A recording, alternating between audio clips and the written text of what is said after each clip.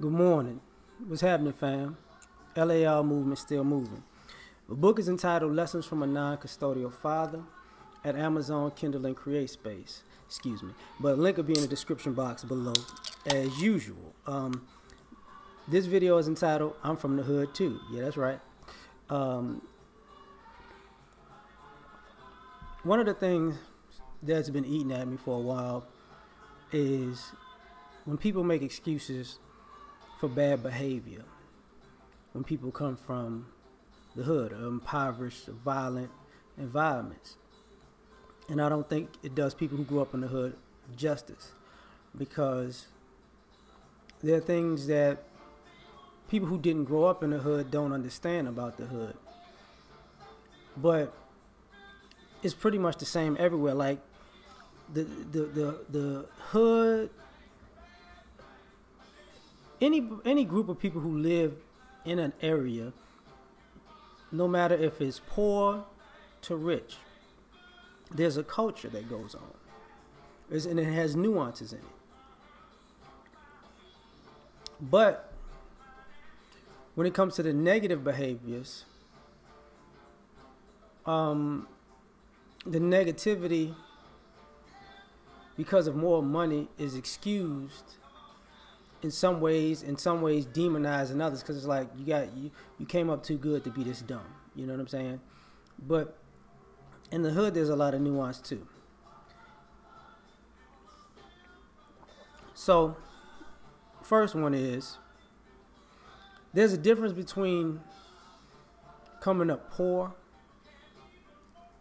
and coming up in a poor neighborhood. See, there are people in the hood who aren't poor. They just live in a poor neighborhood. So we know the difference between somebody who came up and was well taken care of, weren't running around saying, they needed money for this or they need money for that. We know that to be a lie. There are plenty of kids in the hood who got everything they wanted because their parents made good money. So there are people like me who hear stuff like that, and because I've been around enough people and been in enough households to know that you're not what you portray. Because the kids who came up poor, they're the kids who didn't go to school with their hair combed or brushed. They wore the same clothes over and over again. They got teased for being poor. Family didn't really afford lotion or soap, so they got teased for, because they stunk or they was ashy or stuff like that, or they had hand-me-down clothes that you can see were passed down because of the cuff lines and stuff like that, or the clothes were just washed until you washed the color off of them, type of things, right? And they were like that for years. They didn't eat, They were embarrassed to go spend a night at people's houses, or if they went to spend a night, they wanted to stay, because you were living better than they were. That was the difference. So when people, they come from this blah blah blah, I don't want to hear that. There are kids who couldn't get haircuts and their hair done on a regular basis because their parents couldn't afford it and didn't know how to do it. Or they had the bowl cuts, we call it back in the day, where somebody just got the clippers and they took a bowl and just touched the sides, no fade, no nothing, right? Now, which ties into, these kids are joining these gangs because they're looking for a family environment. Like I said, I'm from the hood too. There were fatherless homes. First of all, there were two-parent homes in the hood. There were fatherless homes in the hood. And the difference was there were fatherless homes in the hood. There were fatherless homes in the hood, and there were parentless homes in the hood. I'm going to say it like that. Kids in two-parent households got into gangs because they just wanted to slum and act like they was hard for no reason. And back in the day, people used to shun them. This is not what you need to be doing. But they were the hard-headed kids who did it anyways. There were kids from fatherless homes. Now, the difference was, you can be in a fatherless home with your father involved. You can be in a fatherless home where um, either your maternal or paternal side is actually involved in your life. So you really have a big family. You just don't have your dad on a regular basis, or you don't have your dad. And you can be in a parentless home, you know, or you could be in a fatherless home where it's just you and your mom. That's that one. But then you could be in a parentless home where, you know, a lot of the kids from parentless homes, they might have been in a single parent household, but there was really just latchkey kids who had to take care of themselves all the time.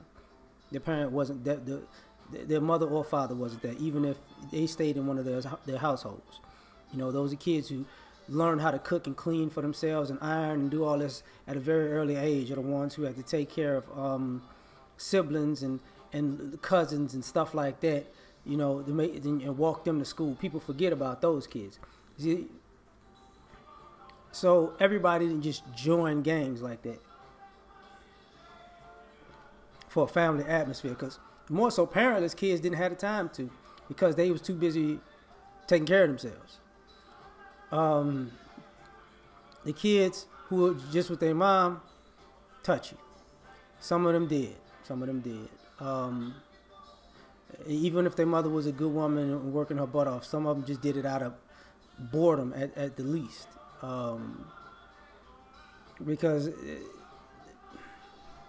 Because those were the homes that were empty. The parentless households and the single mom household, they were the ones that were the most empty. But with parentless kids, they wasn't cleaning up after y'all. No, that's what parentless kids enjoying it, because like, man, y'all ain't finna come over here, smoke and drink and then leave and I gotta clean all this up. No. Ain't finna happen. I ain't with y'all. That's how it was. When mom was at work, mom come home clean, you know, my mama coming back, y'all got to go at a certain time, that type of thing. When you had the bigger family, not so much, because you had the families that the family was so big the word got around that you got your ass whooped when they found out. Or, I mean, you could have been in that family that was involved in that activity and you was doing it with family members. That also happened.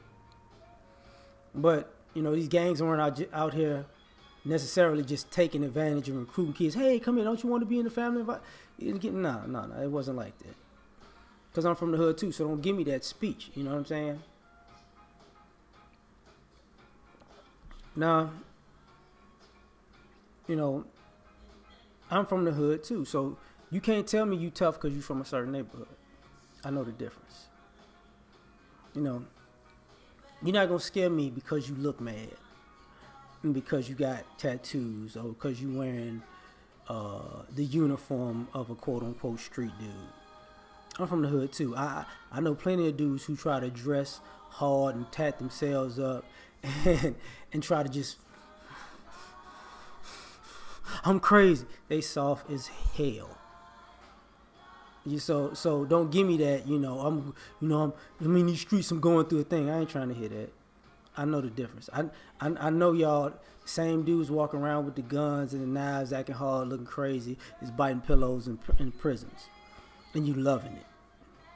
And you the same guys who, you hard with the gun in your hand, but you punch like a girl when it's time to square up.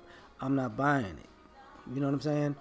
You the same guys who want to kill a guy because you didn't want to, because you said he did something to you, but you don't want to tell your friends that he whipped your ass, and you know you can't beat him. Like Sonny Carson, he can't whip me. I know he can't whip me. So since I can't beat him up, we gotta jump him. We gotta kill him. I'm gonna lie and say he did this, and this. He disrespected this. I know the difference. You ain't gonna play that with me. That's why I'm from the hood too. Don't play me. Don't act like I'm stupid now.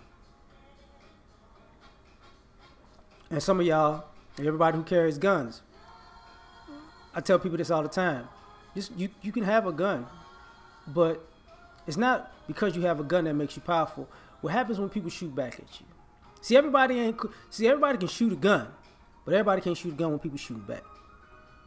So don't play me, because I'm from the hood too. I know some of y'all like pulling out guns on people, until somebody raise up 1, 2, and come on now. Like I said, I'm from the hood too. Like you're not gonna get that over on me. Real quick, for people who are outside who are not from those neighborhoods, the non-black or non-hood people, you're not gonna give me your Fox talking points. I'm from the hood too. I know the involvement of your groups in the hood. I know all of the Asian, the Arab, the Hispanic, the white, involvement in the criminal activity in the hood. You're not gonna just talk to me like, oh, it's because of these black people. Yeah. Who they working for? Do you know? Because see, when I ask people who are non-black and in these suburban neighborhoods or these other neighborhoods, who these people working for, everybody gets on cold and get real hush. Who they working for? I can't hear you. Who they working for? When they driving in your neighborhood, who house they going to? When they meeting these people at these restaurants, these businesses, who they talking to? I can't hear you. Can't hear you. When you got the family members in your family that do crime, and I can call my Uncle Jimmy and he can just get rid of a body. Who are his employees? I'm from the hood too. You ain't gonna give me your TV talking points without me knowing the real deal on your side of the tracks too.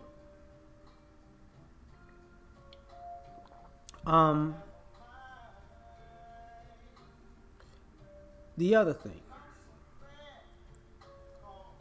this idea that these kids have to do this crime. Really, kids don't have to be drug dealers. I'm from the hood. People ain't out here, I ain't eating. I've went to bed hungry plenty of nights.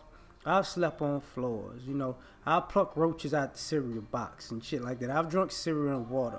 I've crumbled up newspaper for toilet paper. I've used baking soda for deodorant and toothpaste. You get what I'm saying? I've hand washed my clothes for school and used a fan as a dryer so I could wear them the next day. I went winters without hot water. You get what I mean? Like, it drive me to say, I can't take it no more. I'm going to go sell some crack. No. Did it make me say, I want to go smoke weed? No. Did it make me, I'm just going to be out here drinking because I'm stressed out? No. It was just motivation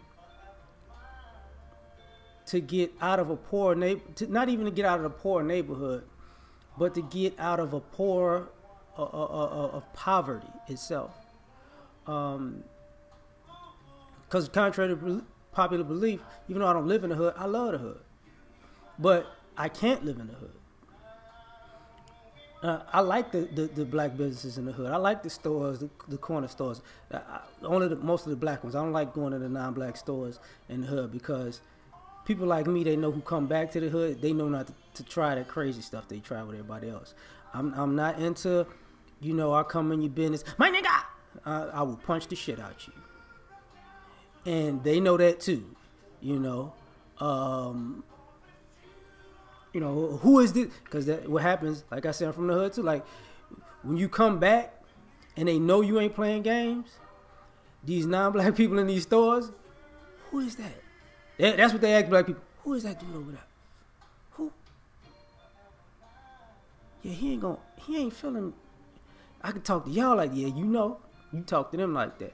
You play that game with them. You got plexiglass in the front talking shit, but you selling dope out the back, acting like you innocent. Get out of my face. Or you actually slanging food, but you slanging old tamper with food that you're stepping on that's on the floor because your customers don't look like you, so you're not gonna respect them. Now sometimes people do that to their own people. Don't get it twisted. They do that to their own people too. But you're not gonna get that over on me. But I like the stores for the other stuff. Like, that's where we get the mentality of, I need to see what you're doing right in front of me. That's why we watch people in places, because we grew up in the hood. Like, I want candy. I like candy. So if I go to a candy store, I'm going to either get it myself or I'm watching you put it in the bag. Just like this. You ain't finna, I'm gonna get some candy. No. No, thank you. I'm gone. I ain't for it. But it's not about other people for the most part. what I'm saying is, I grew up there too.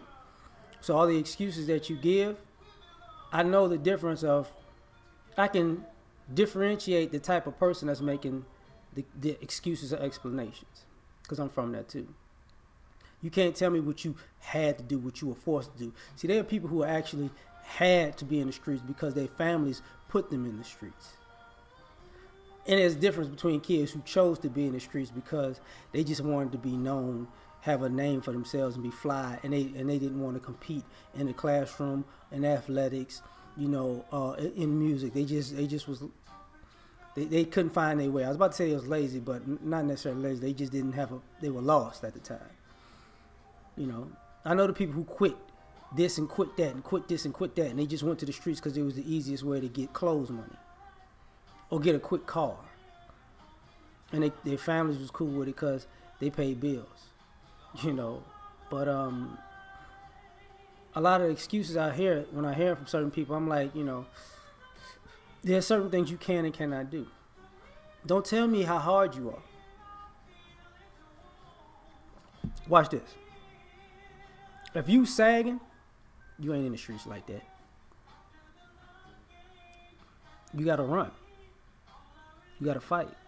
You gotta move. You ain't got time to be sagging. Somebody really in the streets like that does not have all day to be worried about their pants.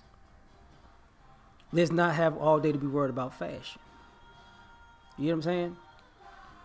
They don't have the luxury, of not getting caught up.